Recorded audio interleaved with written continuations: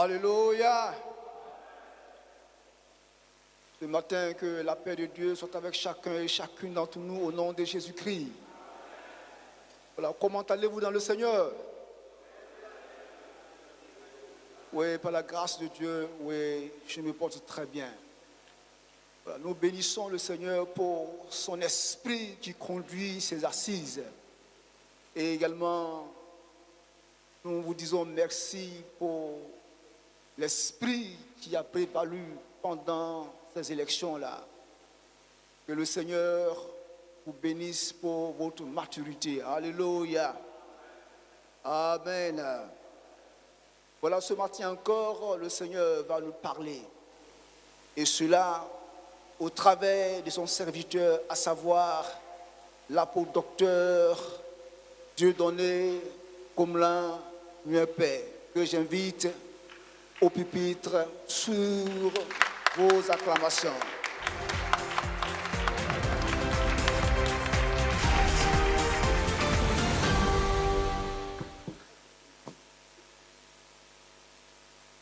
Alléluia.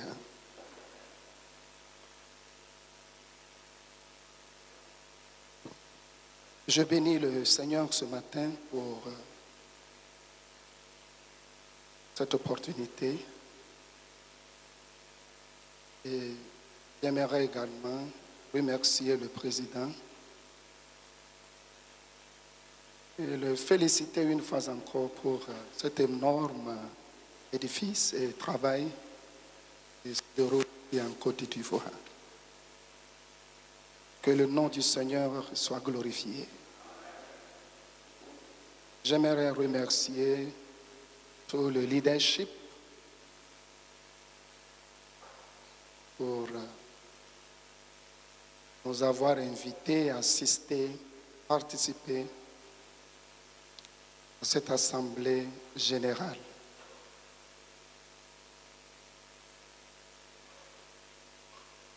Prions maintenant.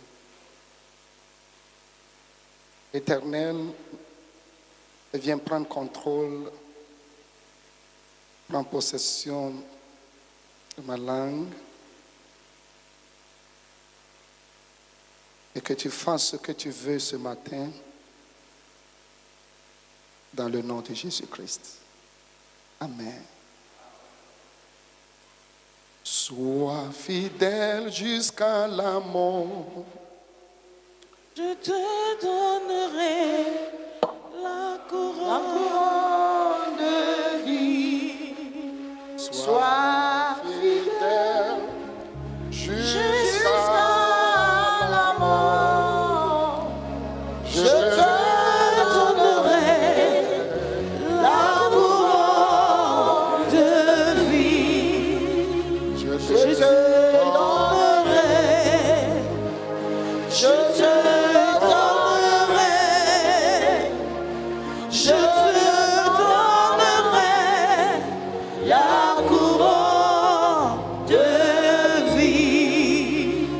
Amen. Voilà un cantique que j'ai beaucoup aimé. Et je l'ai appris de notre père, l'apôtre Sidiki Traoré à l'époque. Et c'était lui qui a béni mon mariage. Et je bénis le Seigneur pour sa vie.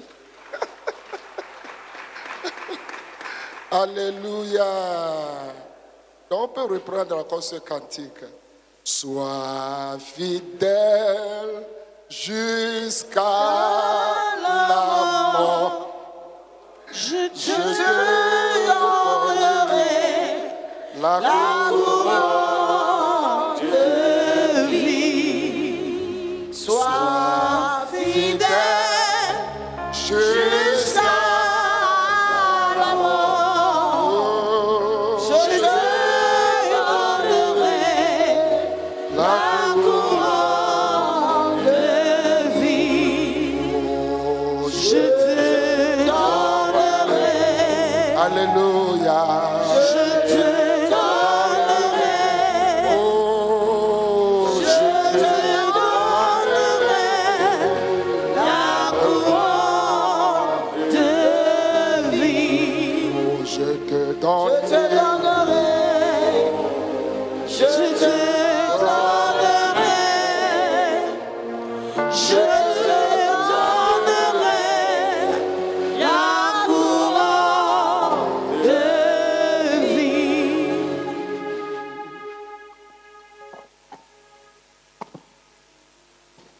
Nous lisons dans Matthieu chapitre 24, le verset 45 à 51.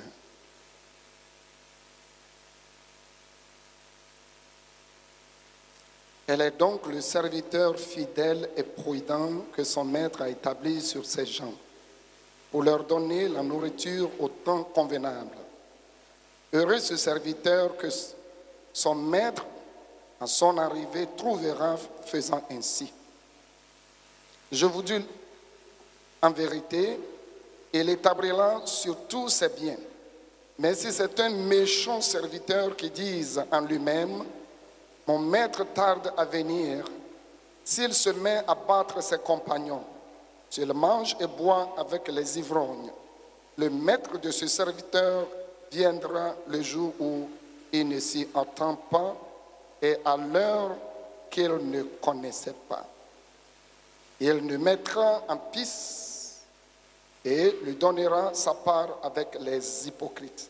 C'est là qu'il y aura des pleurs et des grincements de dents. Le deuxième passage est dans Matthieu 25, le verset 19 à 25. Matthieu chapitre 25, 19 à 25. Longtemps après, le maître de ses serviteurs revint et leur fit rendre compte. Celui qui avait reçu les 5 talents s'approcha en apportant 5 autres talents. Et il dit, Seigneur, tu m'as remis 5 talents. Voici, j'en ai gagné 5 autres. Son maître lui dit, c'est bien, bon et fidèle serviteur. Tu as été fidèle en peu de choses, je te confierai beaucoup. Entre dans la joie de ton maître. Celui qui avait reçu les 2 talents s'approcha aussi et il dit, Seigneur, tu m'as remis 2 talents. Voici, j'en ai gagné 2 autres. Son maître lui dit, c'est bien, bon et fidèle serviteur. Tu as été fidèle en peu de choses, je te confierai beaucoup. Entre dans la joie de ton maître. Celui qui n'avait reçu qu'un talent s'approcha ensuite et il dit, Seigneur, je savais que tu es un homme dur, qui moissonne où tu n'as pas semé et qui amasse où tu n'as pas fané. J'ai eu peur, je suis allé cacher ton talent dans la terre. Voici, prends ce qui est à toi. Amen. Sois un fidèle intendant, ou bien un fidèle et sage intendant de Jésus-Christ a été le thème de cette assemblée. Et je prêche ce matin sur ce sous-thème, repositionner le ministre pour être un fidèle intendant de Jésus-Christ. Repositionner le ministre pour être un fidèle intendant de Jésus-Christ. Eh bien, dans les passages lus, Jésus a utilisé des paraboles pour préparer l'esprit de ses disciples à être prêts pour sa seconde venue. Je dis par là que dans tout Matthieu chapitre 24, quand vous lisez tout le passage, tous ces textes, vous verrez que le Seigneur Jésus est en train de préparer la pensée, la mentalité de ses disciples à être prêts pour sa seconde venue. Et dans ce passage, la deuxième parabole que Christ a partagée concernait un intendant ou bien l'intendant fidèle et sage. Et qui est donc un intendant? Un intendant est une personne qui s'occupe des biens d'autrui. C'était des gens qui avaient pleinement confiance en leur maître et ils ont reçu leur position parce qu'ils avaient prouvé leur fiabilité devant leur maître. Donc l'intendant reçoit cette charge quand il est prouvé par le maître, il a prouvé sa confiance, sa fiabilité envers le maître. Il représente un croyant authentique, une personne qui non seulement professe Christ, mais vit pour Christ. Donc un intendant, c'est celui-là qui ne professe pas seulement le Christ, mais qui vit pour le Christ. Un croyant authentique. Et cela peut être un ministre ou bien un enseignant. Mais dans la parabole du Seigneur Jésus, la concentration n'est pas sur la vocation de cet intendant, mais le fait que cet intendant doit être fidèle et surtout, il doit être aussi sage. Alléluia. Et le Seigneur Jésus-Christ a mis cette parabole à la fin sous la forme d'une question. Quel est donc le serviteur fidèle et prudent? Eh bien, il le fait pour susciter davantage de réflexion pour le problème qui se pose. Une réflexion personnelle. Donc, il s'agit d'une parabole, mais le Seigneur veut que nous fassions tous une réflexion personnelle pour nous identifier avec cette parabole. Et dans ce passage, le Seigneur a mentionné 3 points très importants. D'abord, la responsabilité de cet intendant. La responsabilité de l'intendant fidèle. Et sa responsabilité, selon ce passage, est double. Le premier étant de surveiller et le deuxième était de nourrir. Donc l'intendant fidèle, et selon Jésus-Christ, doit surveiller la maison du maître et aussi il doit nourrir la famille ou bien la maison du maître. Considérons maintenant cette responsabilité de surveillance ou bien de la supervision ou bien de gouvernance.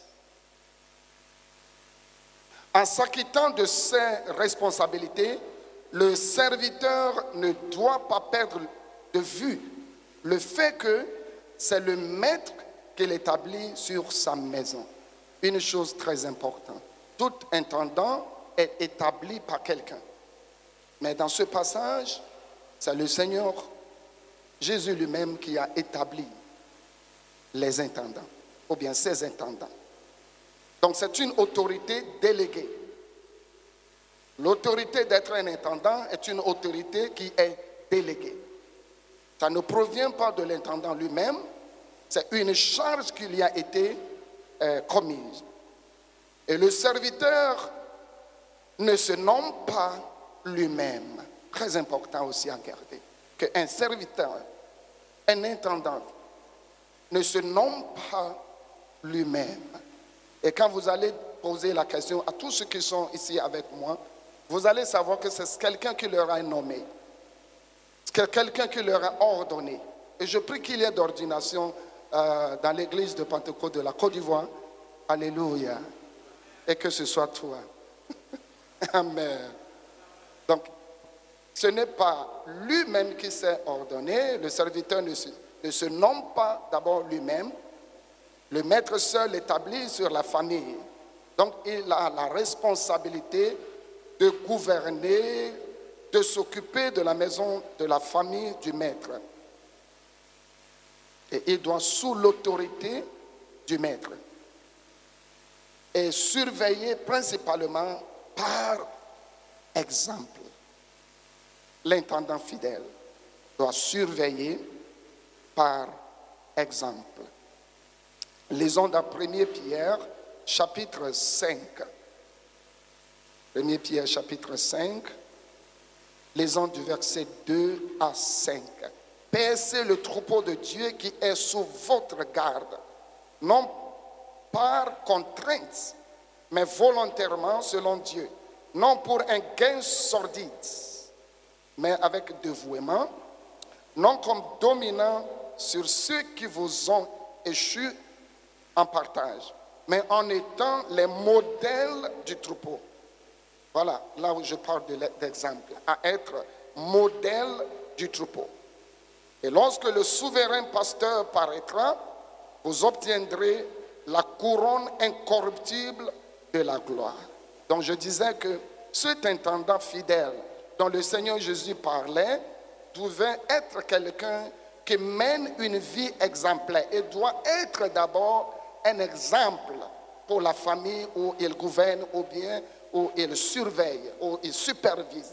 Il doit être l'exemple à la famille. Alléluia. Alléluia. Je vous ai déjà dit que cette parabole a pour but d'une réflexion personnelle. Au moment où Jésus tarde de venir, nous voulons faire des réflexions personnelles sur l'intendant fidèle et sage, sa disposition, comment il doit se repositionner ou bien se positionner en vue d'obtenir cette couronne de gloire. Et une chose importante que je voulais mentionner aussi est que dans la gestion de la famille du maître, l'intendant est appelé et mis en charge d'une famille. Et cette famille appartient à l'Éternel lui-même. Et il est lui le berger, le grand berger de ce troupeau, de cette famille. Et il appelle un intendant.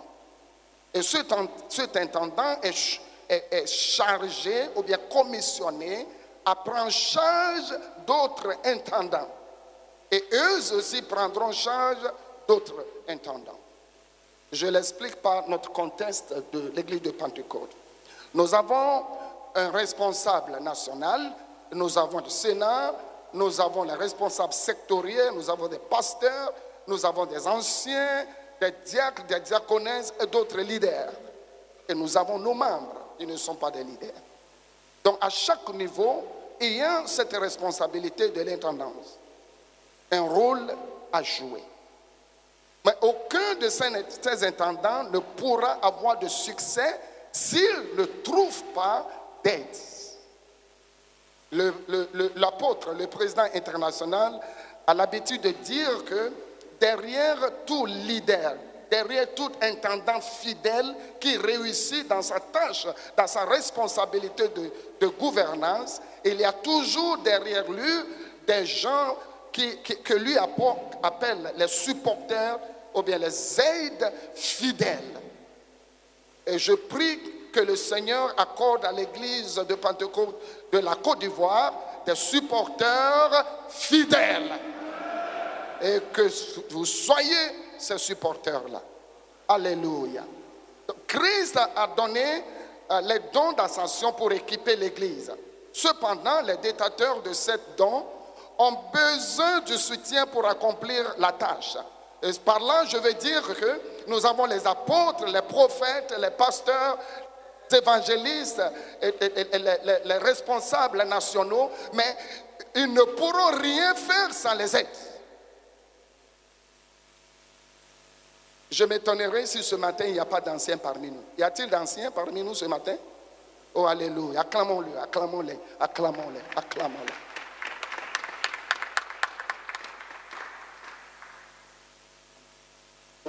Donc, nous avons besoin de supporters. Nous avons ces dons d'ascension, mais ceux-là qui sont ordonnés ainsi ne pourront pas accomplir cette responsabilité sans aide. Un intendant fidèle dans sa gestion a besoin d'aide. Et nous devons nous disposer à aider fidèlement. Alléluia. Parce que si nous le voulons ou pas, un jour, vous allez devenir aussi le grand surveilleur, c'est comme ça vous dire? Surveillant. Voilà. Donc au moment où nous sommes là et nous voyons les gens devant nous, nous devons nous positionner pour les supporter de tout cœur, afin qu'ils aient de succès. Nous voyons David dans 1er Chronique chapitre 11, le verset 9 à 10. 1er Chroniques, chapitre 11, versets 9 à 10. Nous voyons que David était un de Dieu. La main de l'Éternel était sur David, mais il avait besoin d'aide. Il a besoin de certains vaillants soldats qui lui prêtaient main forte. Il était appelé par le Seigneur. Il était un, mais il a besoin d'aide en tant qu'un intendant de la maison de Dieu dans sa gestion. Donc pour avoir le succès en tant qu'un intendant, il nous faut le partenariat. Partenariat dans la gestion, la collaboration, la coopération. Alléluia. Ce qui veut dire que les porteurs de vision et les supporters sont tous les intendants de Dieu et doivent demeurer fidèles et sages. Oh, alléluia. Voilà la responsabilité de ce fidèle intendant. Veiller sur la maison du maître. La deuxième responsabilité que le Seigneur a mentionnée était de nourrir la famille. Nourrir la famille. Et notez bien, la famille. Nourrir la famille. Le maître, qui est Jésus lui-même, donc se soucie de la famille. Le Seigneur se soucie de sa famille, la famille chrétienne. Il se soucie de cette famille-là. Et il a appelé des intendants. Il leur a mis en charge de sa famille. Donc nous sommes une famille et devons rester fidèles dans cette famille. Alléluia. Oh, alléluia. Oh, alléluia. L'intendant doit savoir d'abord qu'il est appelé de la famille et redonné à la famille pour prendre soin de cette famille-là. Et pour demeurer fidèle, focalisé, l'intendant ne doit jamais oublier d'où il est sorti. Alléluia. Cet intendant ne doit jamais oublier cela. Dans Ésaïe chapitre 51, le Seigneur parlait à son peuple. Ésaïe 51.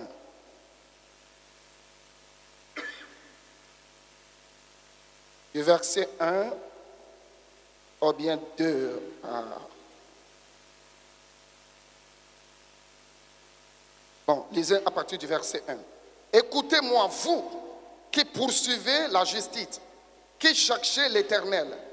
Portez les regards sur le rocher d'où vous avez été taillés. Portez de regards sur le rocher d'où vous avez été taillés. Sur le creux de la fosse d'où vous avez été tirés. Portez les regards sur Abraham, votre père, et sur Sarah qui vous a enfanté. Car lui seul, je l'ai appelé, je l'ai béni et multiplié. Alléluia. Donc l'intendant fidèle est celui-là qui n'oublie pas la famille.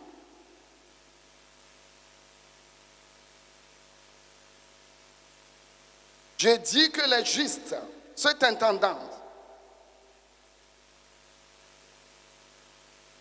doivent se tourner vers les ancêtres.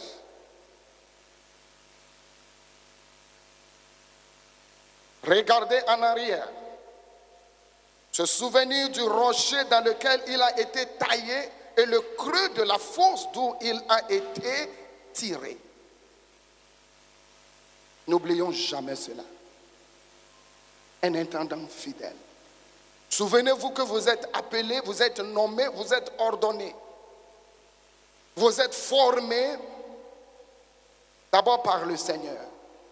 Et puisque le Seigneur ne descend pas du ciel lui-même pour le faire, il a placé les gens sur nous en tant que des responsables. Ils sont aussi les intendants. C'est quelqu'un qui vous a appelé dans le ministère. C'est quelqu'un qui vous a nommé, qui vous a donné le rôle pastoral. Et nous devons demeurer fidèles aussi à ces personnes. Si nous allons réussir. Et le Seigneur, en parlant à l'Israël, leur donnait cet exemple-là. Et mentionnant, comme vous venez d'écouter, Abraham et Sarah. C'est la famille, ça. De considérer leur foi, de ne jamais oublier qu'ils sont sortis d'Abraham et de Sarah. Nous ne devons jamais oublier que nous sommes des enfants de Dieu, nous sommes sortis de l'Éternel. D'abord, c'est lui qui nous a appelés. Et que nous devons demeurer fidèles d'abord au Seigneur et aussi demeurer fidèles à ceux-là qui nous conduisent. Alléluia. Oh, alléluia. On dirait que les gens sont trop calmes ce matin.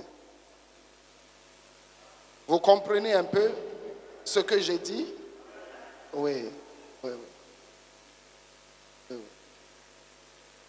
Donc, on ne doit pas oublier le devoir du serviteur ou bien l'intendant. Fournir la nourriture pour la famille. De donner et ne pas toujours recevoir. Et donne la nourriture pour alimenter la famille. Il la donne à temps convenable, au bon moment. Et comme l'apôtre Ousmane, notre père, a dit hier, Jésus disait à Pierre, paix, ou bien prends soin de mes brebis. La responsabilité de l'intendant est de perdre, de prendre soin des brebis. Et il doit le faire à travers la parole de Dieu. Alléluia. Oh, alléluia. Lisons 1 Timothée chapitre 4, le verset 16.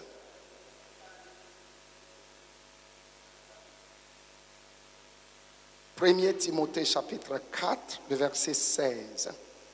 Veillez sur toi-même et sur ton enseignement. Persévérer dans ces choses, car en agissant ainsi, tu te sauveras toi-même et tu sauveras ceux qui t'écoutent.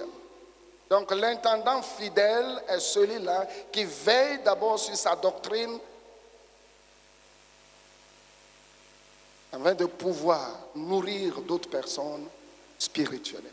Comment est-ce qu'on peut nourrir quelqu'un si on ne sait pas nourrir nous-mêmes? On doit les nourrir.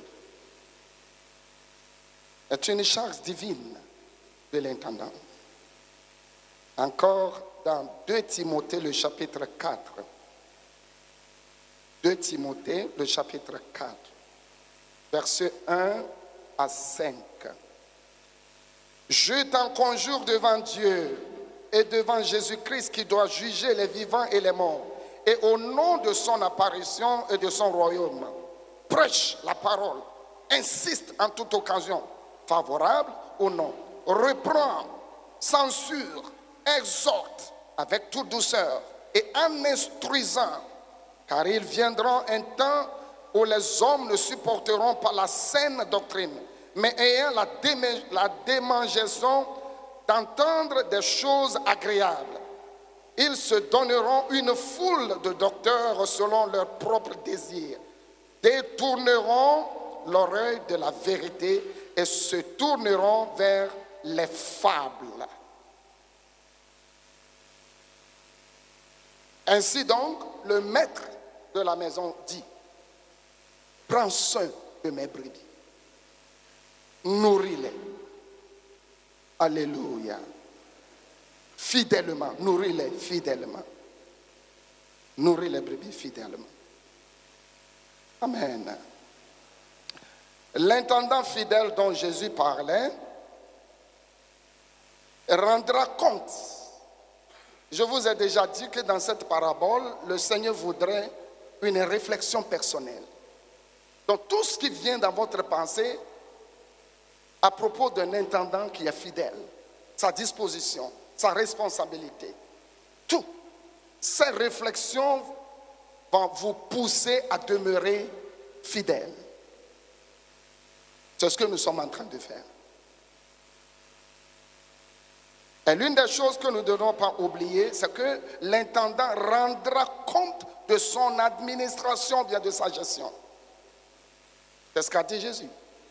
Le maître viendra. Sa responsabilité a été clairement énoncée. Le Seigneur vient. Et quand il viendra, il jugera ce que le fidèle serviteur fait. Le serviteur sera regardé et observé pour voir s'il gère le ménage et nourrit la famille fidèlement et sagement. Et comme nous avons écouté hier, dans 1 Corinthiens 4:2, il est demandé à ce que tout intendant soit fidèle. Et la fidélité est une qualité de crédibilité, ou bien d'être digne de crédulité. Voilà. Qualité d'être digne de crédulité. À qui on peut faire confiance. Et cela signifie être fiable, stable, digne de confiance. Parce que quelqu'un qui est au monde aujourd'hui, demain, il est à l'église. Il est pour et demain, il est contre. Non, non, non. Il doit être constant, stable. Alléluia. Ceux qui sont fidèles sont comme des lumières dans le monde. Les intendants fidèles sont comme une lumière dans le monde. Nous verrons ça. Vous allez luire, vous allez briller comme des flambeaux dans le monde. Et un monde corrompu. Cet intendant fidèle brillera. Il sera comme un flambeau dans le monde. Selon Philippiens chapitre 2, vous allez lire du verset 14 à 15. Philippiens 2, 14 à 15. Oh, alléluia. Oh, alléluia. Oh, alléluia. Quand j'étais encore très jeune dans ce ministère, je traduisais, j'interprétais un jour un de nos apôtres. À l'époque, je pensais toujours, réfléchissais un peu, je réfléchissais toujours à la manière, le système d'affectation, de position dans cette église. Et beaucoup de choses traversaient ma pensée. Et un jour, cet apôtre a prêché ce message et il disait, écoutez mes frères, le dénominateur commun de tous les bons intendants, c'est la fidélité. Le dénominateur commun de tous les intendants, c'est la fidélité. Et il disait que peu importe là où vous êtes positionné, peu importe votre district, peu importe votre secteur, peu importe la nation où vous vous trouvez, le dénominateur commun, c'est la fidélité. Alléluia. Si vous êtes fidèle au nord, le Seigneur vous sera fidèle. Si vous êtes fidèle au sud, il vous sera fidèle. Si vous êtes fidèle dans le trou, il vous sera fidèle. Oh, alléluia. Soyons donc fidèles. Et lui donnait l'exemple de ces trois Hébreux. Elle disait que la même mesure de grâce qui a été donnée à nos aïeux, cette mesure de grâce nous a été donnée aujourd'hui aussi. Donc nous ne pouvons pas donner d'excuses. Alléluia! Oh, alléluia! Oh, gloire au Seigneur! Je voyais ce matin l'apôtre Kokou Djaban par terre brillant. Wow! Dans les 90, il fut un temps où il était en mission. Et le directeur où je servais à ce moment est revenu je pense que c'est du Mali ou bien du Niger. Et nous a raconté cette histoire-là. Écoutez, le missionnaire que moi j'ai vu là-bas quand je suis arrivé, il était couché par terre, priait. Quand j'ai regardé son visage seulement là, je vois que là, vraiment. Et donc quand je l'ai vu encore pendant ces années-là jusqu'à présent, il se couche toujours par terre et priait, criait au Seigneur. Dieu est vivant. Demeurons fidèles même dans la prière. Alléluia. Donc je parlais de ces trois Hébreux. Daniel, Shadrach, Meshach, Abednego, et puis Ézéchiel. Voici les gens qui ont été appelés d'un temps différent, envoyés dans un milieu différent.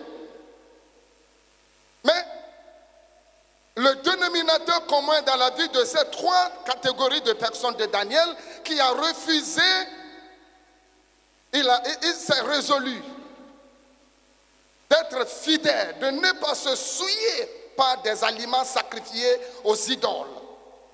Shadrach, Meshach et Abednego ont refusé de s'incliner devant les images, l'image dorée de Nebuchadnezzar.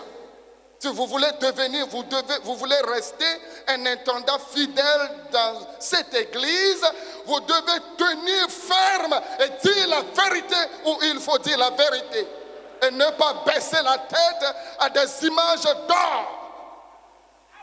Alléluia. Et ne pas danser selon, comment on dit ça, hein? Danser selon les tam-tams d'autrui. On doit être ferme, inébranlable en tant que ministre.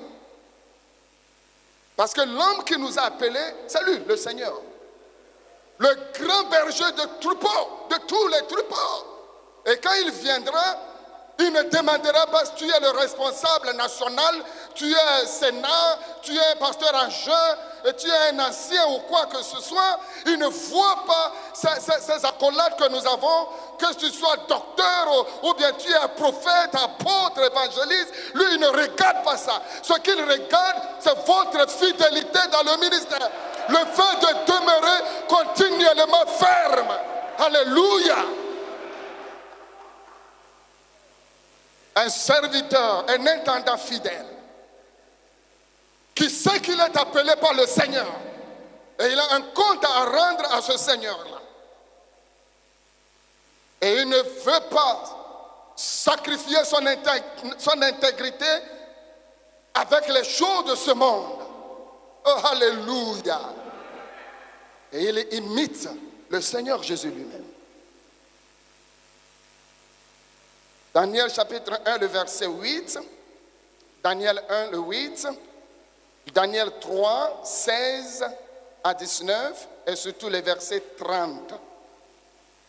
Donc ces trois serviteurs, ces trois intendants hébreux ont servi d'exemple pour condamner le compromis spirituel et moral de ceux qui utilisent les influences et les coutumes contemporaines comme excuse pour leur action mondaine. Alléluia. Ils étaient fidèles. Quelles qu'en soient les coutumes où ils se trouvaient, ils demeurent fidèles. Ils ne disent pas, nous sommes aujourd'hui dans 2023. Donc en 2023, la parole de Dieu a changé. La parole ne change pas. La parole de Dieu ne change pas. C'est nous les hommes qui changent. Et nous devons demeurer fidèles au Seigneur. Oh, alléluia. Alléluia. Et Dieu disait bien que notre temps n'est pas aussi différent de leur. Et les défis des temps contemporains, Dieu nous a aussi donné une grâce égale pour rester fidèles. Tout ce dont nous avons besoin pour demeurer fidèles, le Seigneur nous l'a accordé. L'intendant doit être fidèle dans le ministère, fidèle dans l'élévation des autels familiaux. Très important. Être fidèle dans l'élévation des autels familiaux. Il y a pas mal de ministres qui ne prennent pas soin de leur propre famille. On galavade d'ici là, alors que nos enfants sont devenus des prostituées, des souleurs. Leur vie ne reflète pas le Seigneur. Un intendant fidèle doit commencer à gérer sa propre famille avant de sortir pour gérer la famille de Dieu. Quel exemple nous donnons en tant que des ministres? Je vous dis que le Seigneur Jésus a donné cette parabole pour provoquer la réflexion personnelle. Gérer la finance de l'Église fidèlement. Un intendant fidèle doit savoir que quand même tout l'argent de ce monde est dans notre coffre et je suis le leader, cet argent ne m'appartient pas. C'est pour le bien-être du monde entier, le bien-être de la famille. Et je dois faire attention. Je dois faire attention parce que je rendrai compte de ma gestion. Alléluia. Demeurons fidèles. Demeurons fidèles. Demeurons fidèles. Demeurons fidèles. Demeurons fidèles à l'Éternel.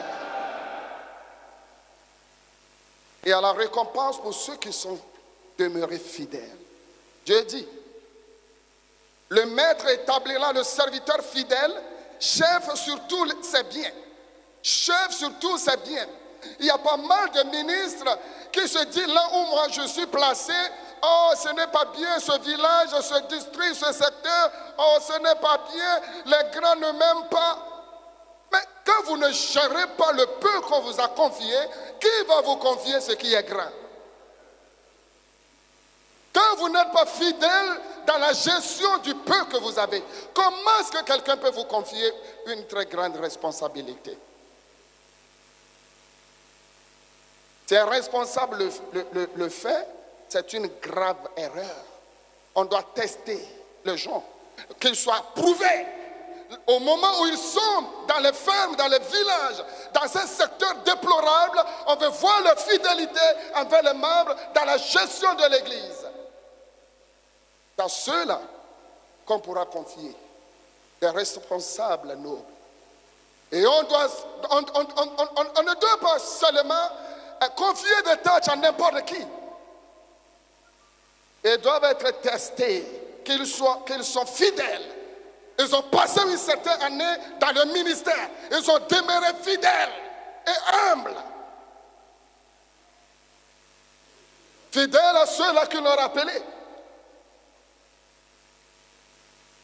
Parfois, les responsables appellent quelqu'un à venir aider.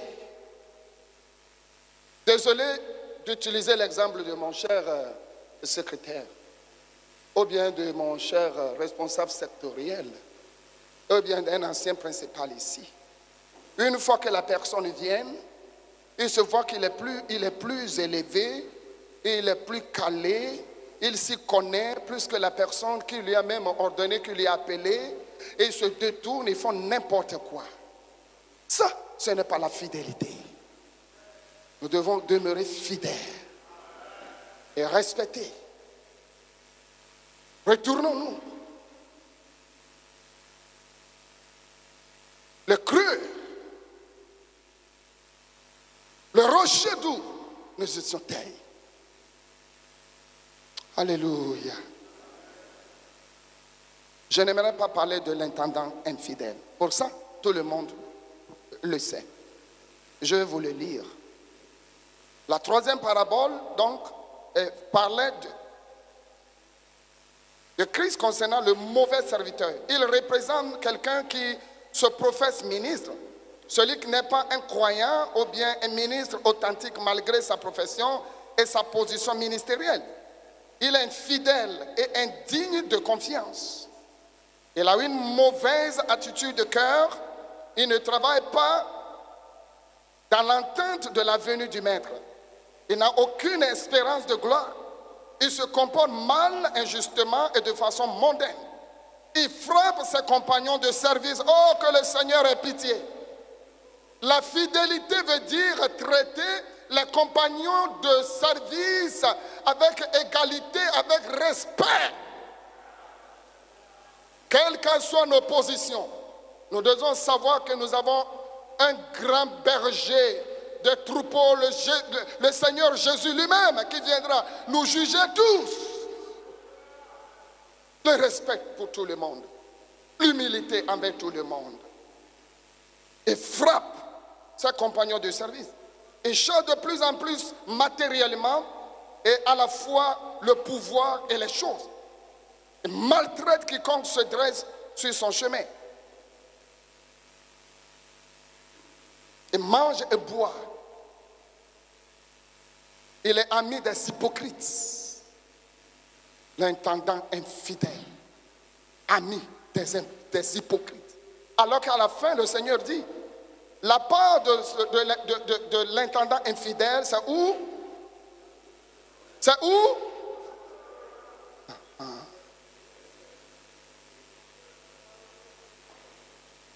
Bien-aimés, en tant que ministre, nous devons nous rappeler que nous sommes des intendants de notre corps à prendre soin, intendants de l'évangile de Jésus pour prêcher et évangéliser, intendants de l'environnement dans lequel nous vivons pour en prendre soin, intendants du don de Dieu pour l'utiliser de manière rentable. Et là, les Africains, nous avons des problèmes. Assez de problèmes. Il me reste 2 minutes encore.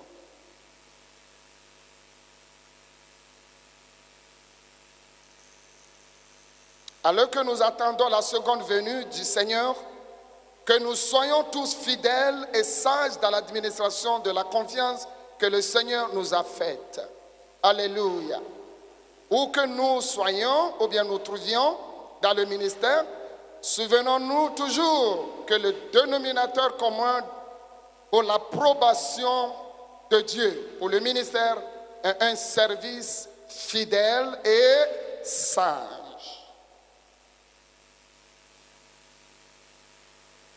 Et puisque Dieu récompensera la fidélité, demeurons fidèles.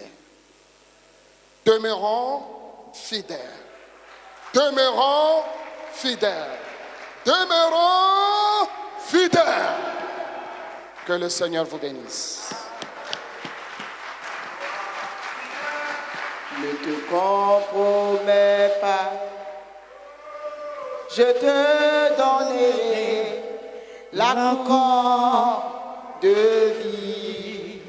Sois fidèle jusqu'à la mort.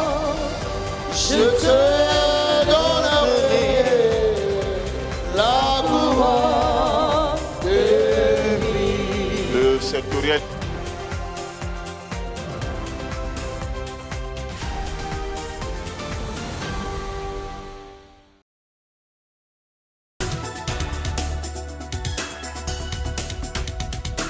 APC TV, la chaîne du réveil.